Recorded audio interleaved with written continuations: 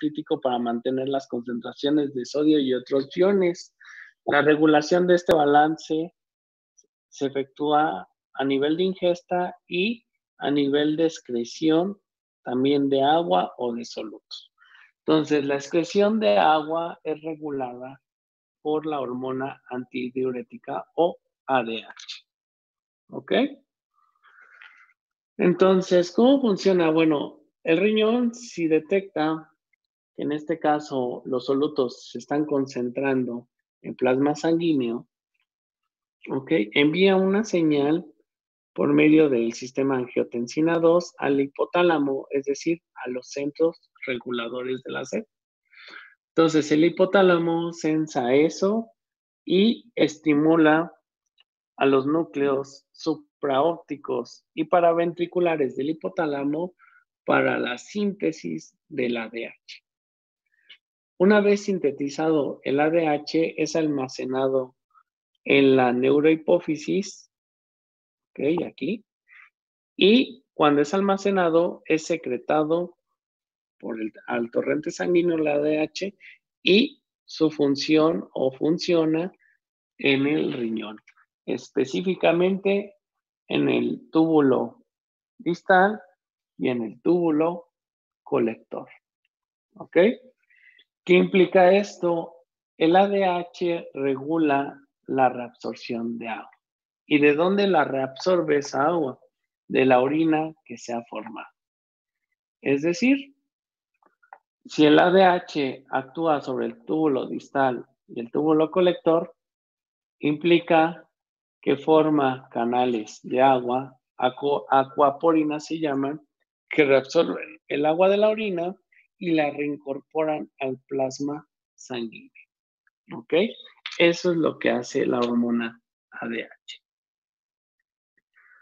Entonces, la hormona ADH actúa sobre los riñones, específicamente sobre los túbulos distal y colector. Entonces, ¿cómo actúa? Cuando aumenta la osmolaridad del líquido extracelular, aumenta, en este caso, el osmorreceptor pierde agua, disminuye su volumen y genera una mayor liberación de ADH.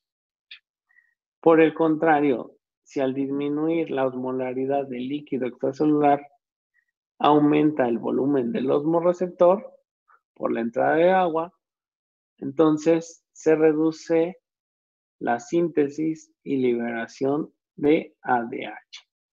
Y obviamente si hay ADH, aumenta la permeabilidad del agua. Esto es en mamíferos.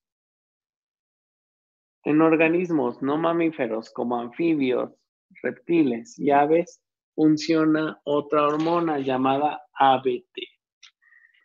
Entonces, el ABT es la hormona arginina vasotocina y se dice o se mantiene, o al parecer, esta hormona es precursora de la ADH en mamíferos.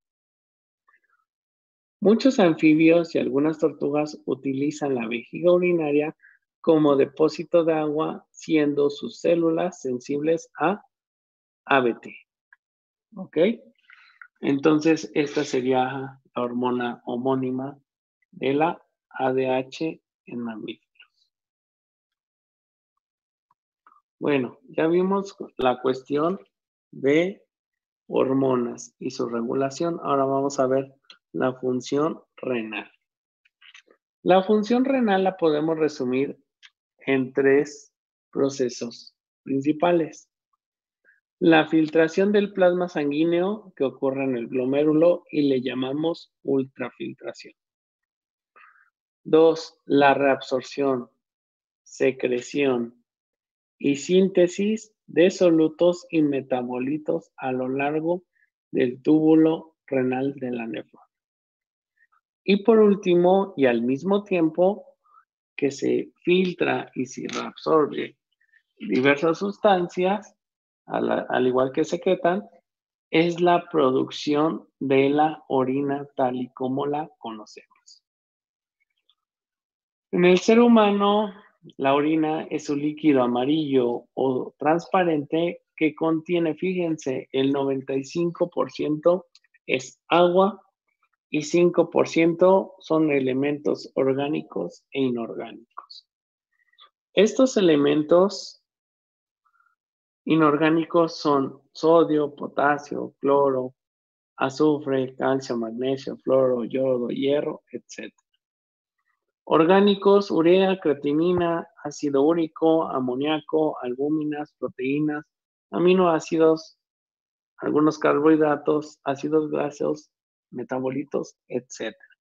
Esto es, en términos generales, la orina. ¿Okay? Entonces vamos a ver el primer proceso, que es la ultrafiltración. Entonces, aquí vemos.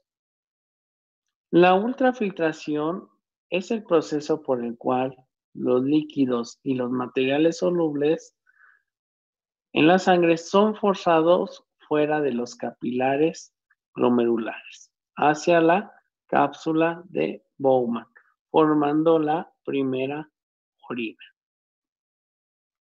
La filtración glomerular o la ultrafiltración se produce gracias a los siguientes factores. La primera, presión hidrostática. Esta presión hidrostática es dada por los capilares y ella es producida por la resistencia de las arteriolas y la contracción de las capas musculares de las mismas al paso del plasma sanguíneo. ¿Ok? Siguiente, la presión oncótica es generada por las proteínas del plasma que actúan en contra de la filtración glomerular, es decir, son las proteínas que impiden el paso del plasma sanguíneo hacia la cápsula de Bowman.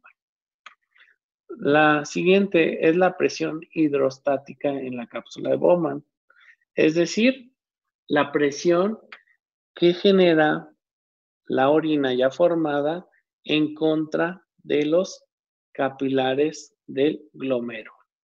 A esto me refiero como presión hidrostática.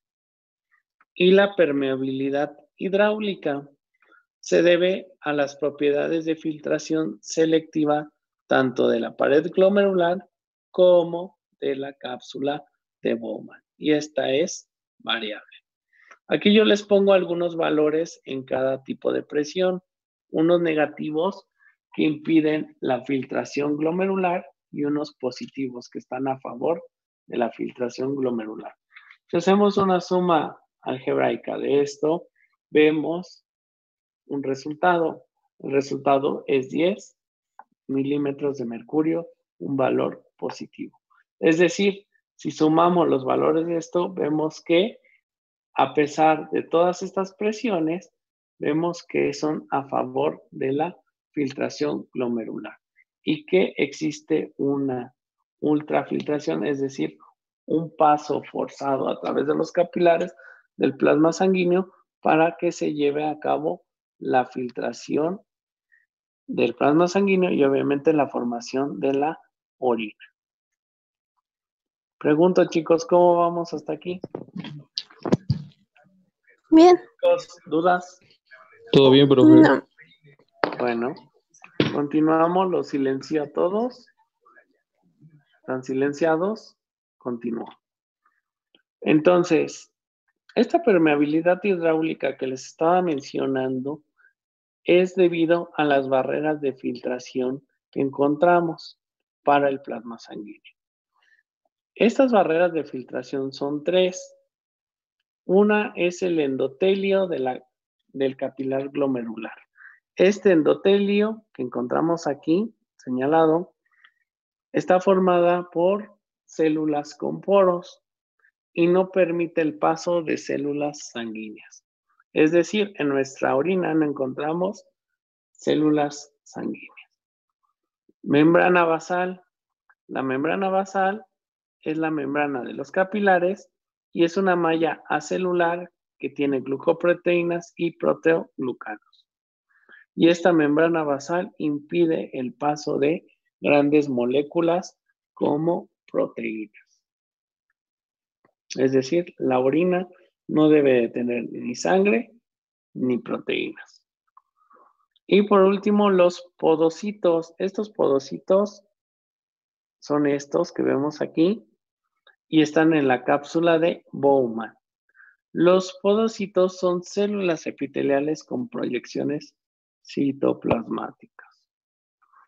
Estos podocitos impiden el paso, aquí por medio de poros, de moléculas mayores a 100.000 Daltons. Entonces, estas son las barreras de filtración que permiten una permeabilidad hidráulica y son bastante selectivas algunas moléculas.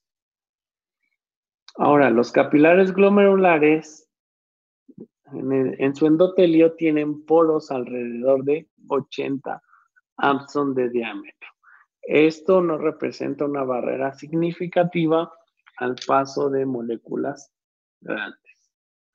Las paredes de los capilares glomerulares tienen poros con carga eléctrica negativa, es decir, no permite el paso de macromoléculas como proteínas. Un ejemplo de ellos es la albúmina. La albúmina tiene un peso de 65 kilodaltons y su radio es de 36 Armstrong, lo cual le hace muy limitado su paso. Además de la pared glomerular, puede discriminar entre moléculas según su carga, de modo que permite el paso de moléculas neutras y catiónicas con respecto a las aniónicas de las mismas dimensiones. Los capilares glomerulares son relativamente impermeables a proteínas y elementos celulares como los eritrocitos. ¿Ok? Aquí les pongo el esquema de la filtración glomerular. Ya vimos que es en el corpúsculo renal y a lo largo del túbulo renal se llevan los procesos de reabsorción, secreción y síntesis de algunos elementos. ¿Ok? Vamos a ver el proceso de reabsorción tubular. La reabsorción me refiero en donde pasan solutos de la luz del túbulo que proviene de la orina hacia los capilares sanguíneos que rodean a la nefrona. A eso me refiero con reabsorción. Entonces, la reabsorción tubular se lleva de manera secuencial, fluye a través de los segmentos sucesivos del túbulo renal y a lo largo del recorrido son reabsorbidas de manera selectiva. ¿Qué se reabsorbe, chicos? Glucosa, aminoácidos, vitaminas, sodio, cloro, carbonatos, calcio y magnesio, que pasaron a través del proceso de ultrafiltración, pero que son importantes para nuestro cuerpo, se reabsorben en el túbulo, en los túbulos principalmente. Ciertos productos de desecho como la urea, creatinina, son pobremente reabsorbidos. A ver, entonces empecemos. El túbulo proximal se reabsorbe por transporte activo el 67% del sodio y le sigue de manera pasiva el agua. ¿Ok? Esto es acoplado a un transportador de sodio. Aquí también se reabsorbe la mayor parte de iones cloruro por diferencia de potencial que se ha creado entre el sodio, también potasio y muchos nutrientes como glucosa, aminoácidos y vitaminas. ¿Ok? Aquí escasamente se reabsorben las proteínas que hayan pasado y si fue así, es por endocitosis. En el caso del asa de Gele, se reabsorbe el 15% del agua. La rama ascendente del asa de Gele En el segmento delgado, este es el segmento más delgado, a ver, es este. Se reabsorbe principalmente sodio, cloro y potasio por difusión. Y su permeabilidad al agua es baja o casi nula. En el segmento grueso del asa de GL, que es este, ocurre la reabsorción de sodio y cloro por transporte activo, asociado a la sodio-potasio ATPasa. En esta zona se reabsorbe el 25% del sodio. ¿Okay? En el túbulo distal y colector, encontramos que en el túbulo distal, que es este, que está señalado, se reabsorbe el sodio, el cloro y el bicarbonato por transporte activo. Y se secreta al mismo tiempo potasio, en este caso potasio, protones hidrógeno y amoníaco.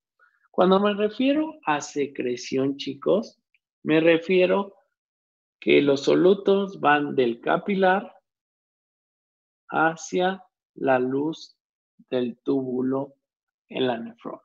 A esto me refiero con proceso de secreción. ¿Y qué se secreta? En este caso, potasio, protones y amoníaco.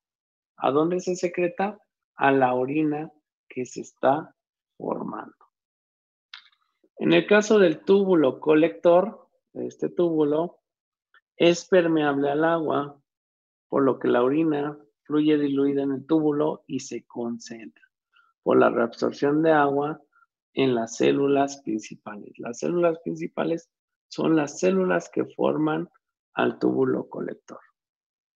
Estas células son sensibles a la hormona antidiurética, es decir, a la ADH.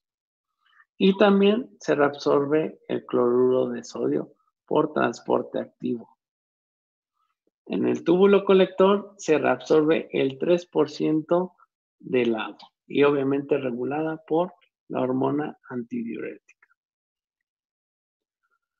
La división del túbulo colector es de acuerdo a su posición en el tejido del riñón, que es cortical, cerca de la corteza, medular, en la médula y papilar, cerca de la zona de, en este caso, es del uréter. A ver, la cortical se reabsorbe el sodio en un 4%, se secreta potasio y iones hidrógeno, hay transportes controlados por aldosterona que aumentan la reabsorción de calcio y potasio. En las células principales se reabsorbe una cantidad variable de agua y este es controlado por la hormona antidiurética.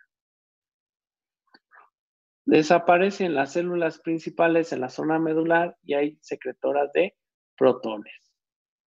Y hay reabsorción de agua dependiente de ADH. Quiero hacer una aclaración, perdón. En la zona papilar es la zona más cercana a la pelvis renal, ¿ok? No es al uréter. Y entonces, en la zona papilar es donde encontramos mayor permeabilidad a la urea, aún en ausencia con el ADH. ¿Ok? Continuamos. La secreción tubular, ya les había mencionado, que consiste en que determinadas sustancias son transferidas desde el plasma sanguíneo hacia el espacio tubular directamente. El proceso implica la transferencia de potasio, iones hidrógeno, además de sodio, creatinina, urea y ácidos bases, del túbulo renal hacia la orina. Es decir, estas sustancias serían eliminadas en la orina. Los iones potasio se secretan principalmente por las células principales de los túbulos distales y colectores por medio de la sodio, potasio, ATPase. Ahora, nosotros sabemos que en este caso el potasio es un elemento muy importante para mantener la concentración osmótica en las células de manera interna. Sin embargo, hay factores que permiten estimular la secreción o disminuirla. ¿Ok?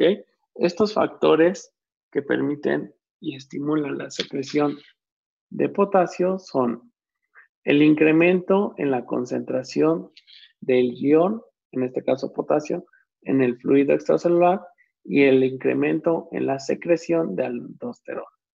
Al aumentar la secreción de la aldosterona, aumenta la permeabilidad del potasio en las células y obviamente es excretado en la orina.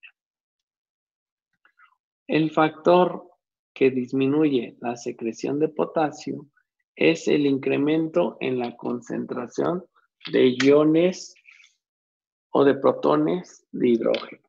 Es decir, genera una acidosis en el líquido extracelular, mientras que la reducción de estos protones, es decir, cuando aumenta el pH, es una alcalosis, incrementa la secreción de los protones, en este caso, perdón, de los iones potasio. Entonces, si los iones potasio son secretados hacia la luz del túbulo renal por un sistema de cotransporte que intercambia protones, hidrógeno y sodio, acidifica la orina, regula la concentración de estos protones en los líquidos corporales. Es decir, en el caso de los riñones, como les había dicho al principio, además de ser un órgano de excreción, regula el pH sanguíneo. Y esto es a partir de la excreción de protones hidrógenos que secretan y excretan en la orina. Otro sistema que controla el pH por la secreción es la secreción de bicarbonato. El bicarbonato es secretado hacia el lumen del túbulo y es por transporte activo en cotransporte de iones protones. ¿Esto qué implica, chicos? Que se basifique la orina. Es decir, al haber un exceso de iones bicarbonato en el plasma sanguíneo, estos se secretan a la luz del túbulo, en este caso distal o colector, y basifica la orina y por el contrario va acidificando el pH sanguíneo. ¿Ok? ¿Cómo vamos hasta aquí, chicos? Los escucho. ¿Alguna duda, chicos? No. ¿Todo bien? Ok. No, profe. Bueno, los silencio a todos. Ok, están silenciados. Continúo. Síntesis tubular. La síntesis tubular implica que algunos aminoácidos que se desaminan, es decir, se separan de la región amino, esta región amino difunde a la luz tubular y se combinan con protones hidrógenos que están en la orina. Estos protones hidrógenos forman el ion amonio. Este ion amonio queda retenido en la orina y secreta como desecho nitrogenado. Esto es una síntesis tubular que se da de manera natural y en pocas proporciones. Ahora, obviamente, al pasar la orina por todos los segmentos del túbulo renal, se va a ir concentrando, ¿ok? Entonces, aquí, ¿quién la concentra principalmente? La asa de Henle. La asa de Henle produce orina concentrada, que ha sido de gran importancia en aves y mamíferos y pudieran explotar medios terrestres secos. En el caso de anfibios y reptiles no hay o no existe asa de GL y pueden ellos producir por sí mismos la orina concentrada. El asa de GL alcanza su máximo desarrollo en mamíferos, especialmente en los de desierto o los que viven en el mar. Y esto me refiero porque el mar es un medio hipertónico. Según la longitud del asa de GL se distinguen dos tipos de nefrona. Las nefronas corticales, es decir, tienen un asa de GL corta y que baja hasta la médula externa del riñón. Y las nefronas yuxtamedulares. Yuxtamedulares. El asa de GL es larga y baja hasta la médula interna, llegando hasta el extremo de la papila. Esto define la capacidad de reabsorción del agua y la concentración de orina en base a la longitud del asa de GL. Es decir, las nefronas yuxtamedulares reabsorben mayor cantidad de agua que las nefronas corticales. ¿Ok? Entonces, este esquema que les muestro aquí define las concentraciones de orina recién formada en miliosmoles. Vean que la orina recién formada tiene una osmolaridad o una concentración de 300 miliosmoles. Conforme avanza a lo largo del túbulo renal, vemos que cuando llega al asa de GL en la parte descendente, esta orina se concentra a 1200 miliosmoles. Y esto es por la reabsorción de solutos y de agua.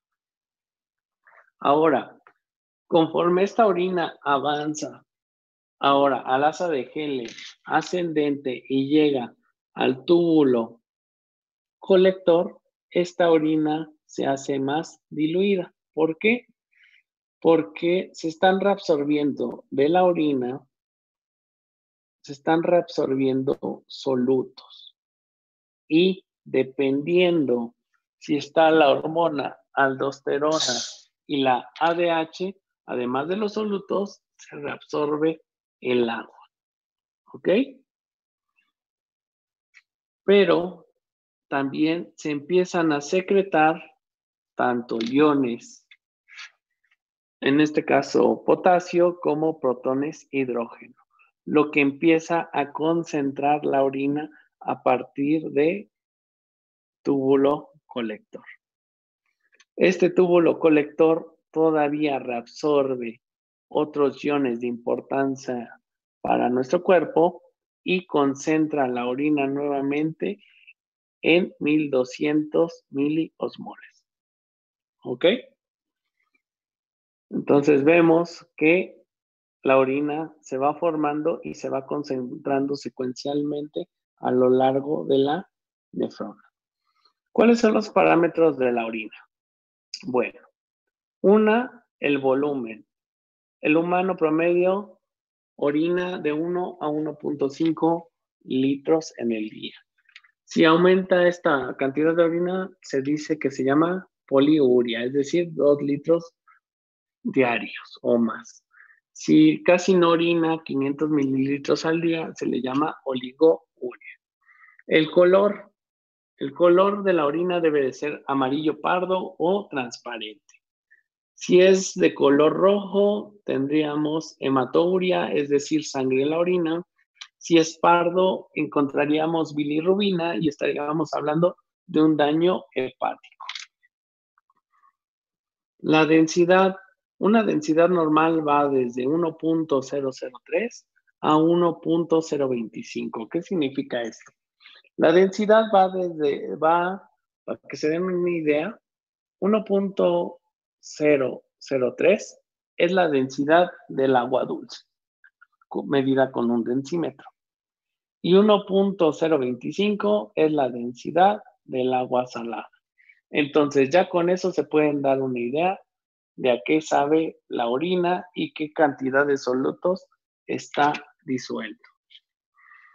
La osmolaridad, como hemos visto, varía en base a la densidad y puede ser tanto muy concentrado como muy diluido, dependiendo de cómo funcione tu hormona aldosterona y cómo funcione el ADH.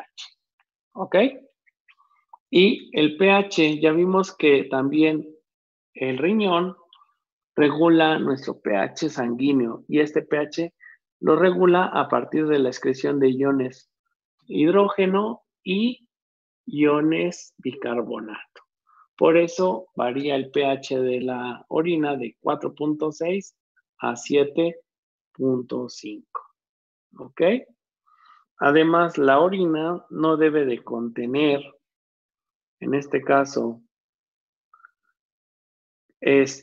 bacterias, glóbulos rojos, azúcar, albúmina, acetonas, pus ni cálculos. Puede contener creatinina, ácido úrico, urea y algunos leucocitos de manera normal. ¿Ok? Bueno, continúo. Los componentes anormales de nuestra orina puede ser hematouria, presencia de hematites, bacteriuria, presencia de bacterias, glucosuria, presencia de glucosa en la orina, como en los diabéticos, y proteinuria, presencia de proteínas en la orina y podría ya representar un daño renal. ¿Ok? A ver, chicos, hasta aquí, ¿cómo vamos? Los escucho. A ver, permítame. Ahora sí ya los escucho. Bien, profe. Bien, profe. ¿Cómo vamos hasta aquí? ¿Dudas? Todo bien, todo bien. ¿Preguntas? No, profe. ¿No? A ver, chicos, hasta aquí yo voy a terminar con el tema de excreción. ¿Ok? Les voy a pasar las diapositivas completas para que ustedes tomen nota de la parte que no dé yo y tampoco alcance a dar el profesor Luis mañana en su clase. ¿Ok? Esta unidad la va a evaluar el profesor Luis. Les dará sus actividades. ¿Ok? Junto con la unidad 6. ¿Sí queda claro? Aprovecho de una vez, chicos, para comentarles lo de sus trabajos que me han enviado, ¿ok? Sus trabajos que me han enviado llegaron antes de medianoche, ¿ok? Chicos, ¿me escuchan bien? Sí, profe. Sí. Bueno, ya se me apagó. Déjenle subo.